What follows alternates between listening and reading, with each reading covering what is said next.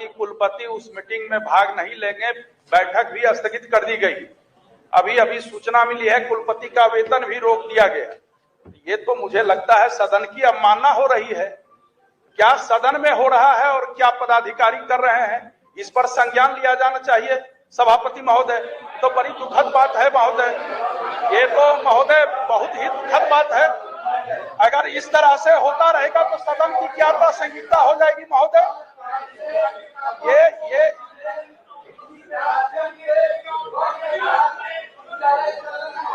महोदय कौन बड़ा है ये तय करना चाहिए।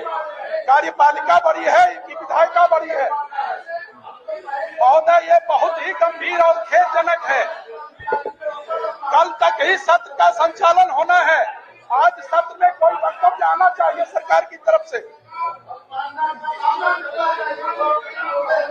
महोदय सदन में बुलाया जाए ऐसे पदाधिकारी को।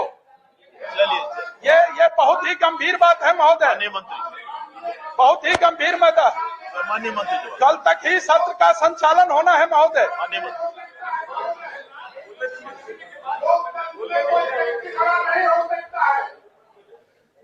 महोदय, हमने पहले भी सदन में बताया था और आज भी फिर हम कह रहे हैं कि मुख्यमंत्री की जो घोषणा है वह सरकार की घोषणा होती है और सरकार जब सदन में जो बोलती है अंत में लागू वही होता है, उससे अलग कोई दूसरी बात नहीं है। और जो संजीव जी कह रहे थे सही बात है। इन लोगों ने ही यहाँ भी वहां विधानसभा में भी सारे सदस्यों ने कहा कि किसी एक दिन सेनेट की बैठक थी जिस दिन सदन था, तो हमने कहा तो उन्होंने उस बैठक को स्थगित कर दिया। ये अच्छी बात है। और ये जिस कार्रवाई की बात कर रहे हैं वो अभी मेरे संज्ञान में नहीं है, लेकिन इतना हम जरूर सदन को आश्वस्त करना चाहते हैं, उन्होंने बैठक स्थगित कर दी इसलिए उनके खिलाफ कोई कार्रवाई न हुई है न हो सकती है। उन्होंने बैठक स्थगित कर दी क्योंकि उस सेनेट में विधायक सदस्य होते हैं और विधायक का मतलब सत्र चल रहा है, इस काल में बैठक नहीं हो, ये हमने विधानसभा में सभी माननीय सदस्यों की राय थी, उसी आधार पर हमने कहा था, तो उन्होंने रोक दिया है। और इस आधार पर कि सेनेट की बैठक आपने क्यों रोक दी, इसलिए अगर कोई कार्रवाई हुई है तो जरूर हम देखेंगे।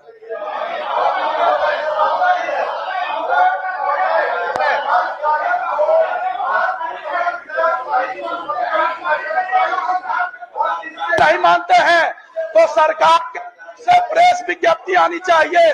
अगर सदन में आधिकारिक घोषणा हुई है तो सरकार के तरफ से प्रेस विज्ञप्ति आनी चाहिए जो 9:45 से 10 बजे से 4 बजे स्कूल चलेगा। ये प्रेस विज्ञप्ति आनी चाहिए सरकार के घोषणा के बाद का होगा, आधिकारिक घोषणा के बाद से कि होगा। जब मुख्यमंत्री ने इशारा कर दिया, सदन में आश्वस्त कर दिया, तो ये कौन व्यक्ति है जो मुख्यमंत्री से ऊपर अपने आप को समझता है? लगभग 10 दिन हो गए हैं और मुख्यमंत्री जब कह दिए महोदय, और ये मामला ऐसा कोई व्यक्ति को लोकतंत्र में एक व्यक्ति सदन से बड़ा, राज्य से बड़ा, शिक्षा से बड़ा नहीं हो सकता महोदय। ये घोर अपमान है और यह अपमान लोकतंत्र में उचित नहीं है महोदय। महोदय सरकार के तरफ से प्रेस विज्ञप्ति निकलनी चाहिए सरकार की तरफ से। और महोदय सरकार के तरफ से महोदय एक संदेश देना चाहिए, पदाधिकारी पर विशेषाधिकार हनन का मामला चलना चाहिए। सभापति महोदय, पूरे हो गया, ये सदन से विरोध हो गया। और माननीय मंत्री तो सक्षम मंत्री है, माननीय मंत्री तो सक्षम मंत्री है, क्यों कट के बात करते हैं? महोदय सरकार के तरफ से प्रेस विज्ञप्ति निकलनी चाहिए, सरकार के तरफ से प्रेस विज्ञप्ति निकाल के इसको स्पष्ट किया जाए। मुख्यमंत्री सचिवालय से प्रेस विज्ञप्ति निकलनी चाहिए महोदय। महोदय पूरे सदन का अपमान है, इस पर निश्चित रूप से संज्ञान सदन आसन को भी लेना चाहिए। और माननीय मंत्री सक्षम मंत्री हैं, ये कट के बाद सदन को आश्वस्त नहीं करें, साफ साफ करें कि इस राज्य में मुख्यमंत्री जी का निर्देश और आदेश चलेगा या किसी अधिकारी का चलेगा। क्या सदन से बड़ा कोई अधिकारी है?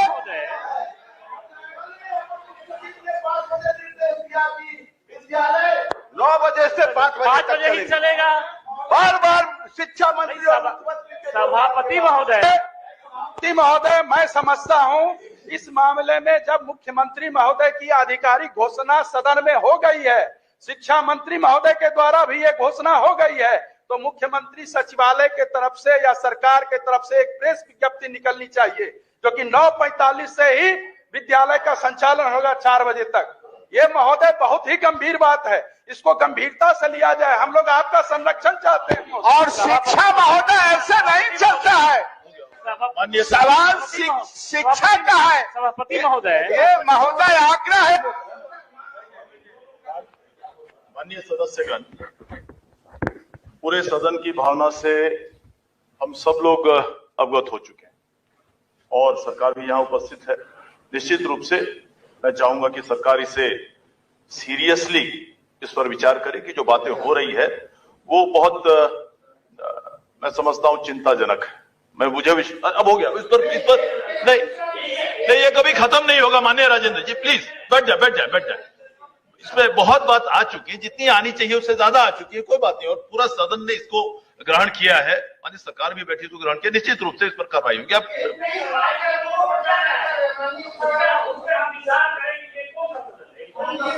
महोदय, एक नया विषय आया है। ये जो बातें आपने कही है इसी पर विचार। कल से नहीं कर रहा है, कर रहा है कि 9 से 5 चलेगा।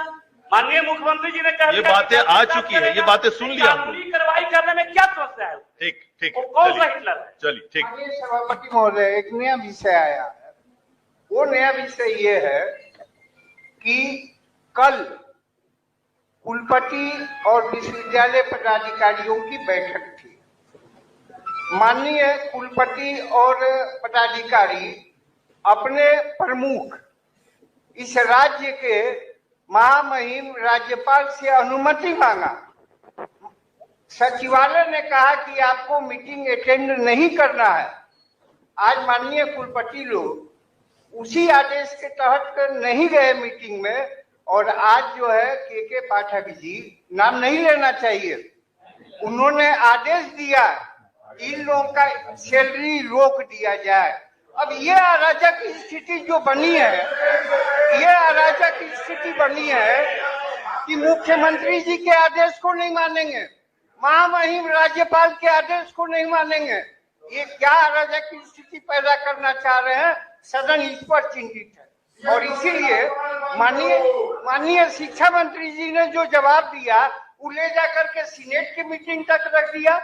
सीनेट मीटिंग से भी ज्यादा महत्वपूर्ण है इस राज्य के महामहिम राज्यपाल के जो विश्वविद्यालय के प्रमुख हैं, आज उनकी बात नहीं चलेगी, मुख्यमंत्री जी की बात नहीं चलेगी, वो शिक्षा प्रमुख की बात चलेगी। ये ठीक नहीं है, ये अराजक स्थिति है।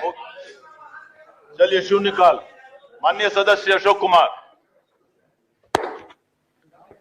माननीय सभापति महोदय, चिंता है, यदि उस पर कार्रवाई नहीं हुई है तो स्पष्ट तौर पर आज माननीय मुख्यमंत्री जी के साथ अभी 12:30 बजे हम लोग बैठने वाले हैं और इसकी समीक्षा कराकर तुरंत कार्रवाई हो, यह निर्देशित कराने का काम करूंगा। श्री फतेह बहादुर सिंह,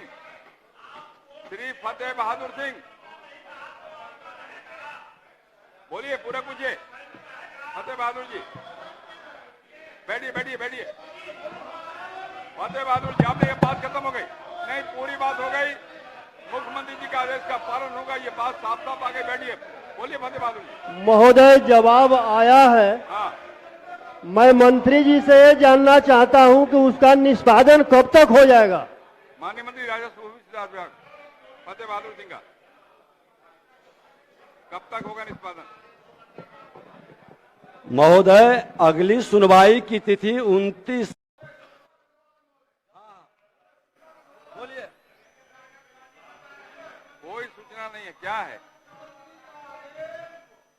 शिक्षक 9:45 में आएंगे और 4:15 में जाएंगे। इस आदेश का अभी तक अनुपालन नहीं हुआ है महोदय। और श्रीमती मंजू अग्रवाल, श्रीमती मंजू अग्रवाल, पूछना है आपको, बोलिए। महोदय, उत्तर आ चुका है। अभी कुछ दिन पहले पूर्व ही सामान्य बोर्ड की बैठक आयोजित की गई थी, जिसमें नगर परिषद सरघाटी में राशि की अनुपलब्धता की बातें कही गई है। महोदय, मैं चाहूंगी कि विभाग अपने स्तर से कार्य कराए और राशि की उपलब्धता कराने का विचार करे। माननीय मंत्री नगर विकास। माननीय अध्यक्ष महोदय, बैठ जाइए। सरकार ने स्पष्ट तौर पर कहा है वहाँ 15 फाइनेंस के माध्यम से राशि उपलब्ध कराई जाती है और साथ ही साथ स्टेट का जो 6 स्टेट फाइनेंस है उसके ऊपर वहाँ से भी राशि उपलब्ध कराई गई। तो हम सरकार के तरफ से निर्देशित जरूर करेंगे, क्योंकि सरकार ने बड़ा फैसला लिया है कि लोकहित में सीसीटीवी कैमरा सभी जगह लगे।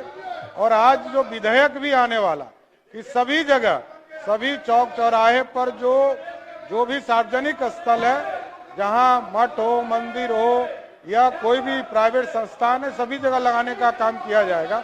इसलिए आगे के दिनों में नगर विकास इस पर जरूर विचार करेगा और वहां निर्देशित भी करेगा। बैठ जाइए। महोदय, वहाँ राशि नहीं है, इसलिए मैं चाहूंगी कि मंत्री महोदय अपने विभागीय स्तर से अति शीघ्र कराए ताकि क्राइम को रोका जा सके। श्री वीरेंद्र सिंह, माननीय मंत्री नगर विकास विभाग। अध्यक्ष महोदय, आंशिक रूप से सकारात्मक है और खंड 2 वस्तु स्थिति यह है कि पायन की सफाई हेतु अंचलाधिकारी वजीरगंज के यहाँ परिवारवाद दायर किया गया था।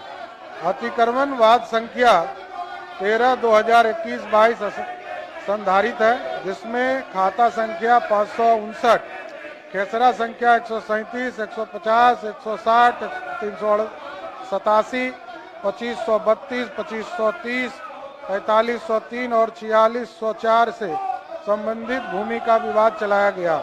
अतिक्रमण भूमि विवाद पर अधिकांश महादलित के परिवार बसे हैं। महादलित परिवार के समुदाय को जब तक अन्याय विस्थापित नहीं किया जाएगा तब तक पूर्णतः अतिक्रमण मुक्त नहीं कराया जा सकता।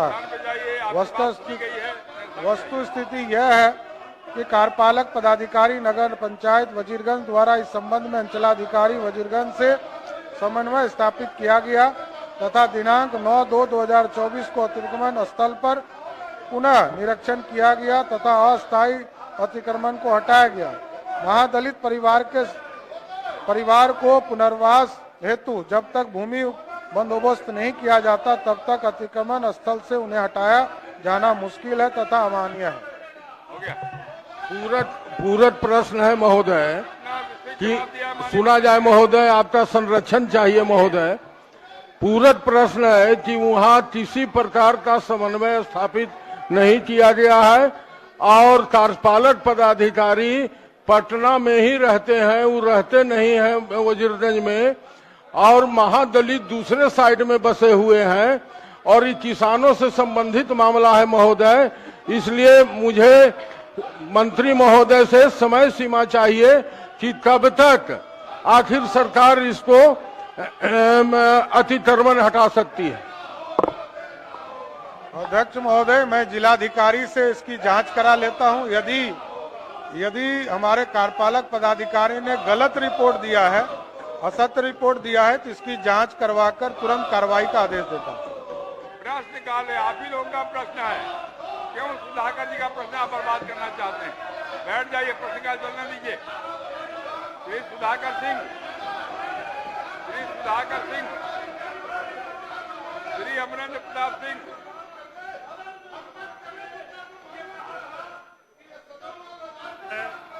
बैठ जाइए ना, आप ही लोग का प्रश्न है ना, और बैठिएगा तब ना होगा। खरे खरे यहाँ बेल में कहे गई कोई बात नहीं रिकॉर्ड में जाएगी। बैठ जाइए, बैठ जाइए, बिल्कुल बहाल रहेगा सदन की गरिमा, चिंता मत करिए, बैठ जाइए अपने स्थान पे। सदन की गरिमा को कोई भंग नहीं कर सकता, बैठ जाइए। पूरक पूछिए महोदय, उत्तर प्राप्त है। पूरक पूछिए।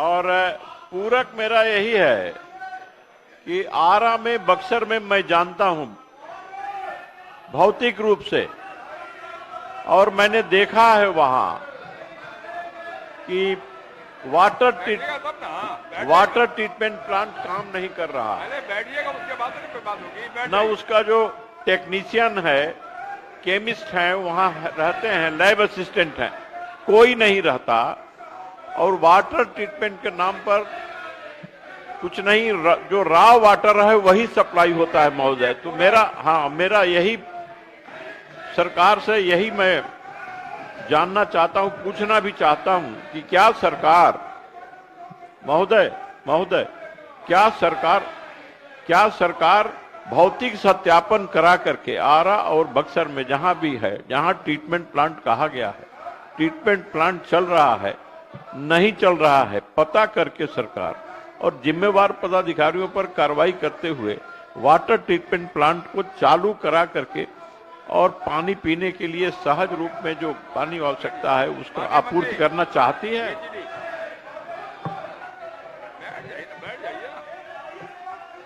बैठ जाइए महोदय, बेल से कही गई कोई माननीय सदस्य, अपने स्थान पे जाइए, आपको बोलने का जो सहरसा, पूर्णिया, भोजपुर, बक्सर की चिंता व्यक्त किए हैं और आरा के संदर्भ में उन्होंने कहा कि 1194 वार्डों में हर घर नल का जल का कार्य कराया गया है। इस प्रमंडल अंतर्गत आर्सेनिक प्रभावित 155 वार्डों में वाटर ट्रीटमेंट प्लांट लगाकर शुद्ध जलापूर्ति की जा रही है। भोजपुर जिला अंतर्गत कुल 1920 वार्डों में हर घर नल का जल का कार्य पंचायती राज विभाग द्वारा किया गया। इन वार्डों में योजना को संचालन हेतु as is where is basic पर पीएचडी को हस्तांतरित कर दिया गया है। जिला अंतर्गत कुल 3114 वार्ड है, जिसमें किसी भी वार्ड में आयरन की समस्या नहीं है। उसके बावजूद इनका जो कहना है, हम जांच करवा देते हैं, जांच करवा करके हम एक स्पेशल कमेटी, एक टीम भेज करके जांच करवा लेंगे और सही पाए जाने पर कार्रवाई भी करेंगे और उसको ठीक कर करके शुद्ध पेयजल की व्यवस्था भी बनाने का विभाग को निर्देशित करेंगे।